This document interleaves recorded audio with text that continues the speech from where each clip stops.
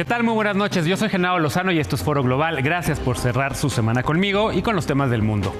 Nueve frente para los mexicanos en Estados Unidos. El gobernador de Texas, Greg Abbott, desafía al gobierno federal de Estados Unidos e insiste en deportar a personas sin documentos con la ley SB4.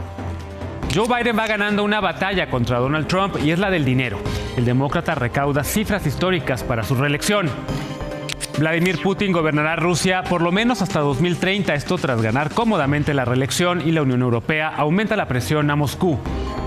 Francia, Gran Bretaña y Estados Unidos emiten sanciones contra ciudadanos israelíes que ocupan territorios palestinos de manera ilegal. Gambia se lanza contra el placer de las mujeres y avanza en la aprobación de la mutilación genital femenina.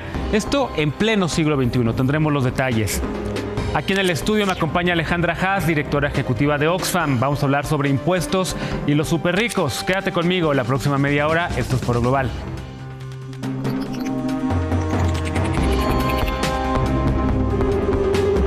Comenzamos ya con los temas de la noche. Un fantasma recorre la Unión Americana. Es el fantasma de los sentimientos antimexicanos y antimigrantes. En los últimos 10 años, en la última década, varios estados han endurecido sus políticas migratorias, desafiando al mismo gobierno federal. El gobernador republicano de Texas, Greg Abbott, es hoy uno de los más duros contra la migración y su Congreso recientemente aprobó la SB4, una de las leyes más duras contra la movilidad humana, contra los migrantes. Desde Texas, el corresponsal Francisco Villalobos nos presenta cómo están resistiendo las comunidades migrantes y también los esfuerzos diplomáticos de México. Así como en 1994 con el intento de la implementación de la propuesta 187 en el estado de California y la ley SB 1070 en Arizona en el 2010, una vez más, otro gobernador republicano intenta implementar una medida de ley totalmente antimigrante e inconstitucional, que no solo criminaliza a todo aquel que haya cruzado a los Estados Unidos de manera indocumentada, sino que además le otorga poderes para deportar indocumentados a oficiales de policía en los 3 niveles de gobierno, a soldados de la Guardia Nacional y hasta jueces municipales. Es la ley SB4 recién aprobada por el gobernador del estado de Texas, la consagración de una constante campaña antimigrante del más republicano de todos los estados y el más antimigrante político de todo el país después de Donald Trump. Greg Abbott dice que su misión es acabar con la invasión de inmigrantes que cruzan de manera indocumentada, que amenazan la seguridad y la integridad económica del estado. Va contra las personas de color café, va contra nosotros. Texas nació hispano, nació latino hace muchos años y hoy más de 10 millones de personas en Texas, residentes, son hispanos. Muchos de ellos, nuestros mexicanas y mexicanos, migrantes, con documentos o sin documentos. La ley SB4 estaba programada para ser implementada en Texas el 4 de marzo pasado, pero grupos proinmigrantes junto con el Departamento de Justicia de los Estados Unidos y aliados presentaron un amparo, consiguiendo la suspensión de la legislación antes de la fecha que tenía que comenzar a ejecutarse. Tanto el Consulado de México como las organizaciones en defensa de los inmigrantes decidieron mucho antes que se proyectara la SB4 que la mejor estrategia no era defender sino educar a los inmigrantes para que defendieran sus derechos en caso de su detención. Desde enero hemos comenzado una serie de foros informativos con los consulados de México, Guatemala y El Salvador en el norte de Texas, informando a nuestra comunidad sobre sus derechos constitucionales. Es una relación entre comunidad y la policía de trust, de confianza. La SB4 viene a romper esa relación que en este momento existe entre la policía y la comunidad. Ambigüedad legislativa que se analiza tanto en la Corte Federal de Apelaciones del Quinto Circuito y la Suprema Corte de Justicia. Ambos cuerpos magisteriales en un lapso de menos de 12 horas jugaron ping-pong con la SB4 y la incertidumbre de la comunidad hispana, al mantener, cancelar y volver a restaurar el amparo que impide la implementación inmediata del SB4 en Texas, hasta que haya un dictamen final de la constitucionalidad de la misma. Y la última palabra la tendrá la Suprema Corte de Justicia, la más conservadora en casi un siglo, gracias al legado de Trump. Reportados del norte de Texas, aquí en Dallas Fort Worth, con imágenes e información de Luz María Franco, Francisco Veloso, envíos especiales, Noticias N+. Y es que la migración sigue siendo uno de los 2 principales temas que más le importan al electorado en Estados Unidos. Veremos qué ocurre en las próximas semanas sobre este asunto. En más de la elección de Estados Unidos, por primera vez en varios meses, una encuesta presentó al presidente Joe Biden aventajando al empresario Donald Trump en la lucha por la Casa Blanca, pero realmente lo que ocurre es que desde hace meses las encuestas han mostrado realmente un empate técnico entre ambos políticos. En lo que sí definitivamente va ganando el demócrata hasta hoy es en la recaudación de dinero. Y es que Biden ha juntado cantidades históricas de fondos, mientras que Trump no logra cerrar esa brecha. El siguiente es un trabajo del corresponsal Ariel Mutsazos. De cara a las elecciones presidenciales de noviembre en Estados Unidos, Donald Trump es el puntero en la carrera por un margen de entre 2 y 5 puntos porcentuales, de acuerdo con las principales encuestas más recientes. Sin embargo, hay una carrera presidencial en la que Joe Biden va ganando a Donald Trump claramente. Es la carrera por la recaudación de fondos para su campaña. Biden ha recaudado hasta el momento $155 millones, la cantidad más elevada en la historia que cualquier candidato presidencial demócrata haya logrado. De eso, solamente en febrero recaudó $53 millones, el mes que más donaciones se recibieron, de acuerdo con funcionarios de su campaña. El origen y composición de las donaciones a Biden también importan. El actual presidente tiene 1,5 millones de donantes en total, porque la gran mayoría, el 97%, son personas que han donado menos de $200. Los donativos a Biden y Harris han aumentado el ritmo, especialmente desde que el presidente ofreciera un discurso del Estado de la Unión que fue muy bien recibido por el electorado. Del total de donantes, 500,000 son nuevos. El contraste con Donald Trump es enorme en varios frentes, no solo por cantidades, sino por las circunstancias y las maniobras que el expresidente ha ordenado en el Partido Republicano. Para empezar, las cifras de recaudación de la campaña de Trump en febrero no han sido dadas a conocer, pero a finales de enero, los dos comités políticos más importantes tenían en total $36.6 millones, pero gastaron más que eso ese mes. Se sabe que las reservas de Trump son de unos $33.5 millones, es decir, la mitad de los $71 millones reportados por Biden en efectivo el miércoles. El resto de la situación de recaudación de Trump no ha podido conocerse, pero claramente no es buena. El expresidente ha sido muy afectado por los gastos legales de los juicios que ha perdido y de los 4 penales que va a enfrentar, en los que se le imputan casi 90 cargos. Su falta de liquidez y su preocupación al respecto son tales que ya tomó el control del Comité Nacional del Partido Republicano, en donde presionó a la ahora expresidenta del mismo a renunciar y en su lugar puso a un hombre leal a él y a su nuera, Lara Trump, como copresidenta, quienes en sus mensajes públicos han normalizado y declarado abiertamente sus intenciones de que el dinero del partido y las recaudaciones puedan ser destinadas a pagar los gastos legales de Trump. Adicionalmente, el comité realizó despidos masivos para colocar en posiciones de distintos niveles a personas cercanas al expresidente. Con todo y eso, por ahora, Trump enfrenta una amenaza inmediata que parece que lo morderá de una forma u otra. Este lunes se vence el plazo para que Trump pague $464 millones a la ciudad de Nueva York, producto del juicio civil por fraude que perdió. De no ser así, la fiscal de ese estado podría embargar propiedades del expresidente para garantizar dicho pago. Trump y sus abogados ya han dicho que no han encontrado ningún acreedor dispuesto a otorgar esa cantidad solo con garantías de los bienes raíces de su propiedad, con lo cual, a menos que encuentre a alguien que le preste el dinero o que logre vender algún activo en tiempo récord, a Trump le queda la opción de declararse en bancarrota, lo que podría posponer el pago de esa cantidad incluso por años, pero afectar su imagen de millonario exitoso, o bien dejar que le embarguen bienes, lo que le serviría para victimizarse, pero tendría otras consecuencias negativas para él en términos financieros. Así las cosas, a unos meses de las elecciones, las circunstancias económicas de ambos candidatos no pueden ser más distintas de sus posiciones electorales. El tiempo y la política dirán si el dinero hace la diferencia y si Donald Trump es un pobre millonario o un millonario pobre. En Washington DC, Ariel Mutsazos, Noticias N+.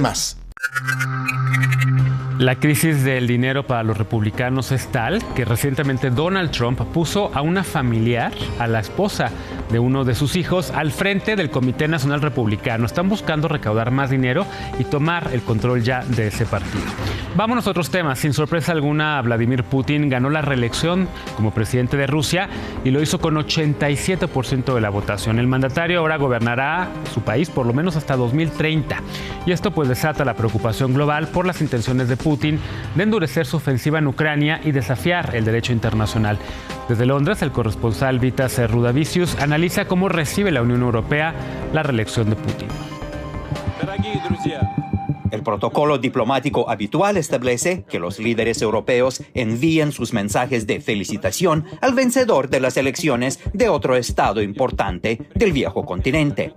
Pero tras las elecciones calificadas de poco libres e injustas en Rusia, no hubo telegramas para Vladimir Putin desde Londres, París, Berlín o Bruselas. Por el contrario, esta semana la Unión Europea propuso aumentar la presión sobre el líder del Kremlin por un acto ilegal de agresión contra Ucrania. Bruselas congeló alrededor de 210 mil millones de euros del Banco Central de Rusia desde febrero de 2022. Otros 32 mil millones están retenidos aquí en Londres.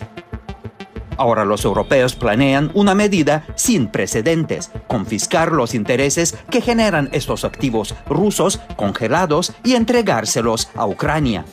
We think that the revenue generated from these immobilized assets will be around 3 billion a year that will be added, as I said, to the European Peace Facility and to the European Union budget for military and civilian purposes.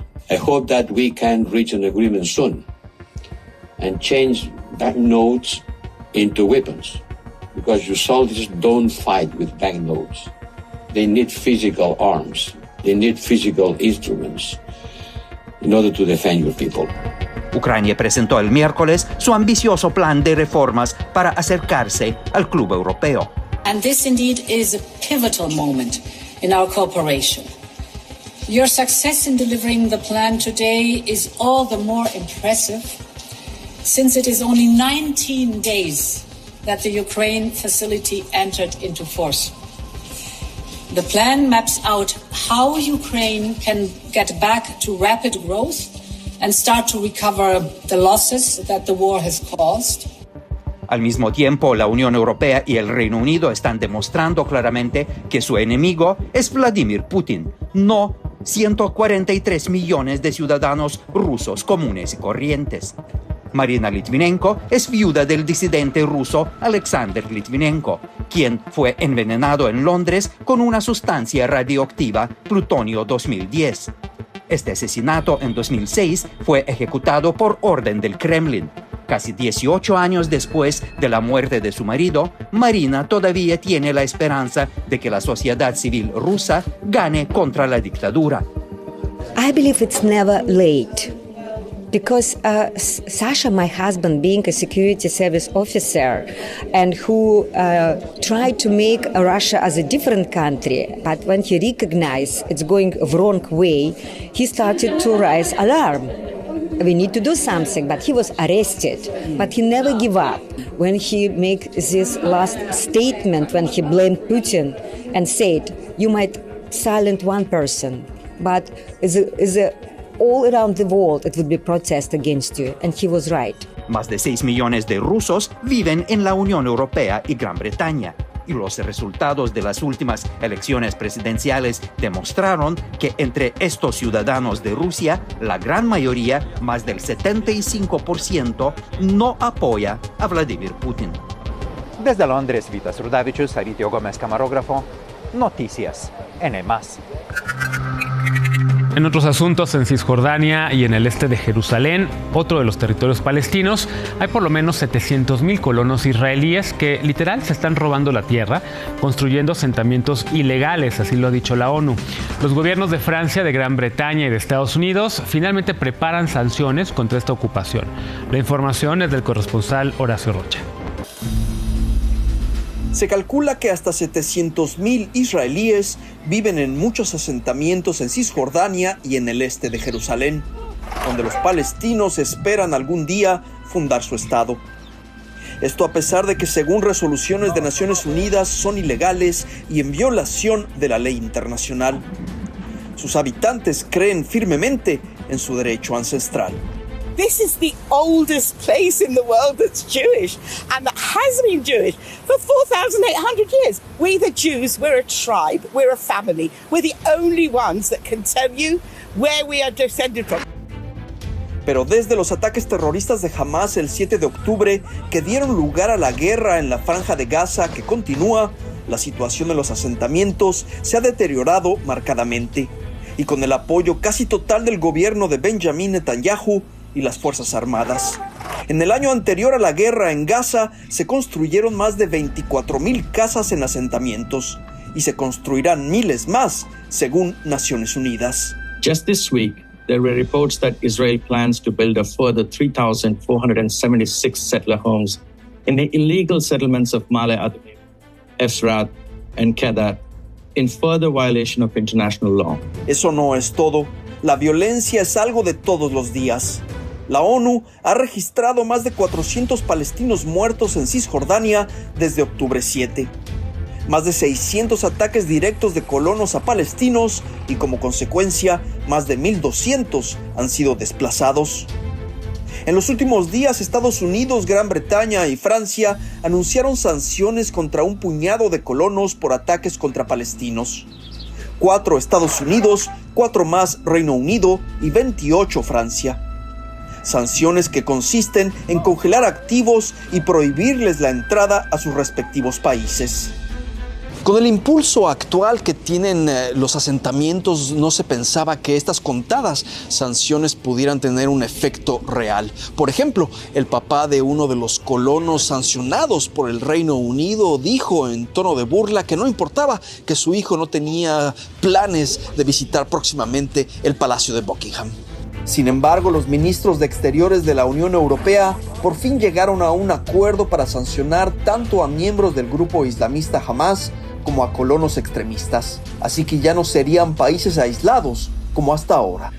And we discussed about the sanctions on Hamas, and we agreed also on sanctions to extremist settlers. It was not possible last Foreign Affairs Council. This time has been possible. A solid compromise has been agreed at the working level, and I hope that this will be continue until full adoption soon. But the political agreement is there. Es imposible saber dónde acabará todo. Los grupos más radicales de colonos envalentonados van cada vez más lejos. Esta mujer, por ejemplo, Daniela Weiss, la exalcaldesa de un asentamiento, tiene ya planes de que colonos regresen a la Franja de Gaza, de donde salieron en el 2005, pero esta vez para tomar todo el territorio.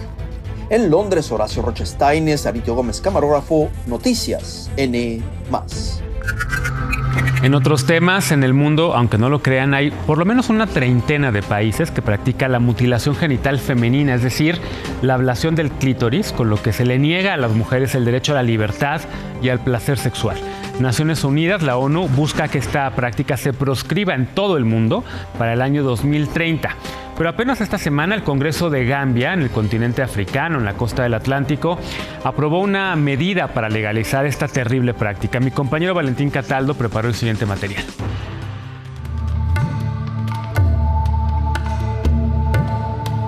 En Gambia, en África Occidental, se debate un proyecto de ley que busca revocar la prohibición de la mutilación femenina que fue aprobada en 2015. Esta medida ha generado gran controversia ya que podría poner en riesgo los derechos de las mujeres y niñas en el país.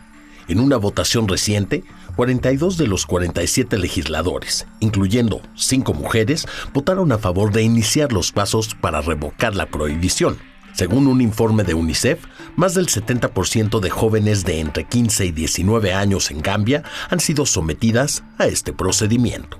El diputado Alimame Jiva, quien presentó este proyecto de ley, argumenta que la prohibición de la mutilación femenina es una violación a las prácticas religiosas y culturales que están garantizadas por la Constitución de Gambia.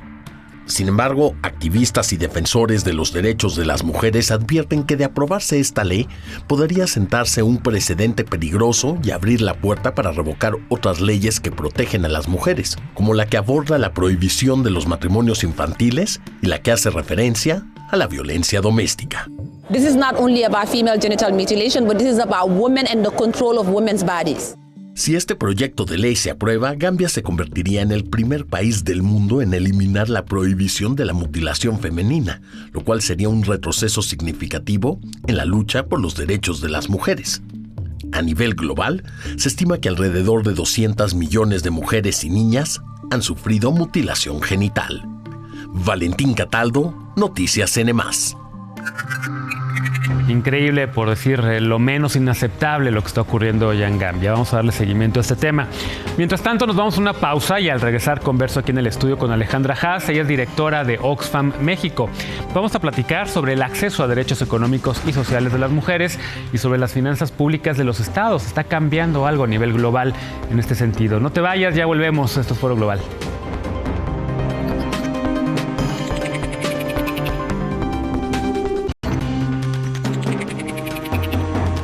Seguimos en Foro Global, gracias por continuar con nosotros. Esta noche le doy la bienvenida a la maestra Alejandra Haas. Ella es directora ejecutiva de Oxfam México. Ha sido activista también en temas de no discriminación y me da muchísimo gusto recibirte aquí, Alejandra. Buenas noches. Buenas noches, Genaro. Muchas gracias por la invitación. Al contrario, vas regresando de Naciones Unidas, de la Comisión para el Desarrollo y el Avance de las Mujeres, este encuentro global que se hace en torno a temas de mujeres. Y cuéntame un poco, porque hay una discusión global, me parece. Hay cada vez más un grupo de países que están creyendo, teniendo el consenso de que los impuestos tienen que ser progresivos, de que se tienen que aplicar para el desarrollo económico y social de la ciudadanía. ¿Cómo está este tema? Sé que en 2021 hubo un impuesto global, se pusieron de acuerdo algunos países de la OCDE, los países más ricos del mundo, para ponerle un impuesto de 15% a las multinacionales, y creo que a partir de ahí hay como un cambio. Así es, Genaro, pues es histórico verdaderamente, y hace unas semanas se dio la reunión del G20 en Brasil, ¿no? Brasil tiene la presidencia este año del G20, y el ministro de Finanzas, Fernando Haddad, invitó a Gabriel Zucman, que es pues un gran economista francés, que lo invitó, dio un discurso muy interesante sobre el tema de la evasión fiscal, que es su especialidad, él tiene un informe sobre eso, y sobre la importancia de empezar a repensar la arquitectura financiera en un mundo globalizado. Pues ha habido muchos espacios para la ilusión y la evasión fiscal en detrimento de los países, de todos los países, de los países ricos y también y sobre todo de los países más pobres. Y en ese sentido comisionaron a Gabriel Zucman un informe que va a presentar a lo largo de este año y que recibió, por cierto, mucho apoyo de 7 países del G20, sobre todo de Francia, en donde le dijeron, bueno, tenemos que avanzar en esta discusión. Y eso es un cambio paradigmático del discurso político del G20, que no se había metido mucho al tema de finanzas y mucho menos al tema específico de tributación, ¿no?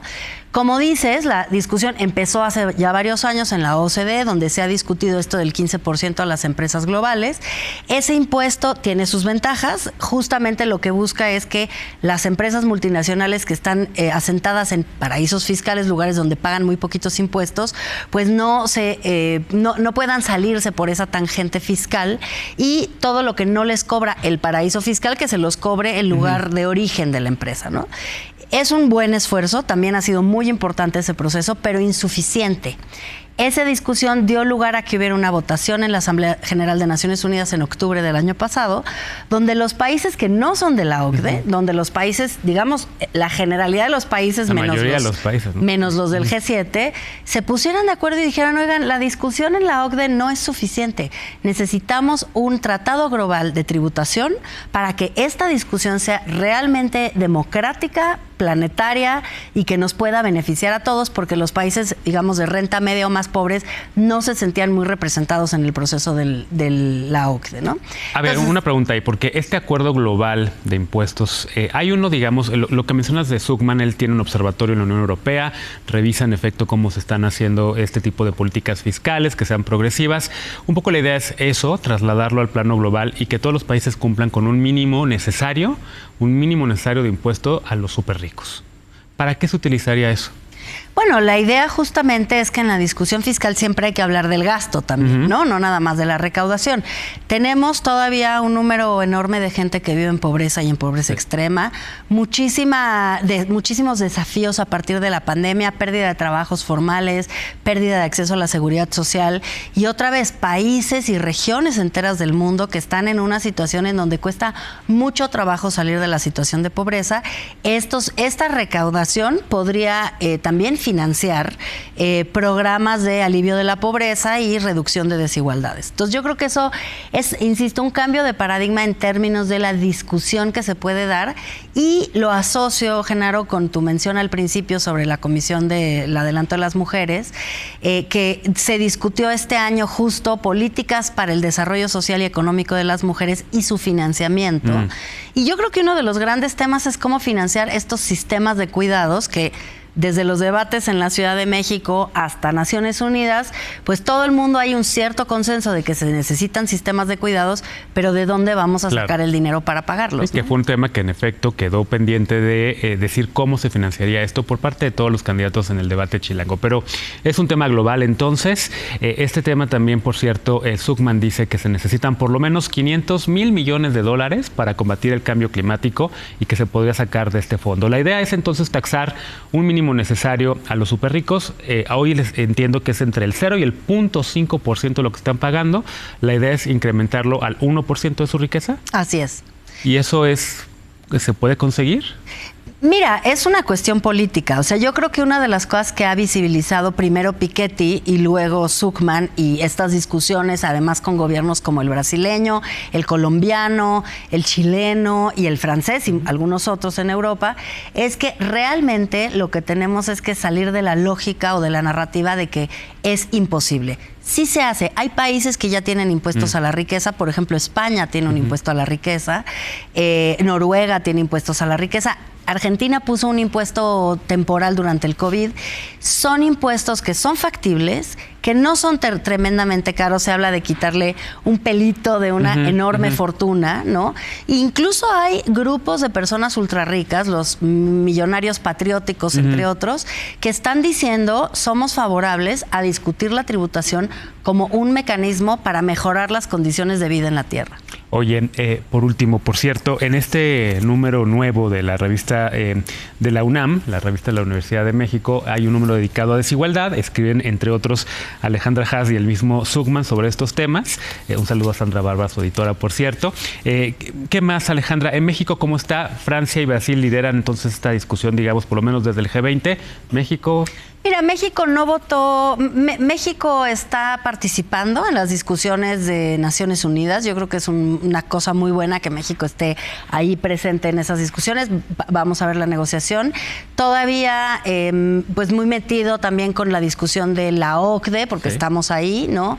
Pero yo creo que todos los países, y sobre todo los de renta media como México, se pueden ver beneficiados por estas discusiones globales, porque otra vez salimos de la lógica de estar encontrados y realmente construimos salidas viables, conjuntas, financiadas a situaciones de enorme presión. 9 millones de mexicanos viven en pobreza extrema.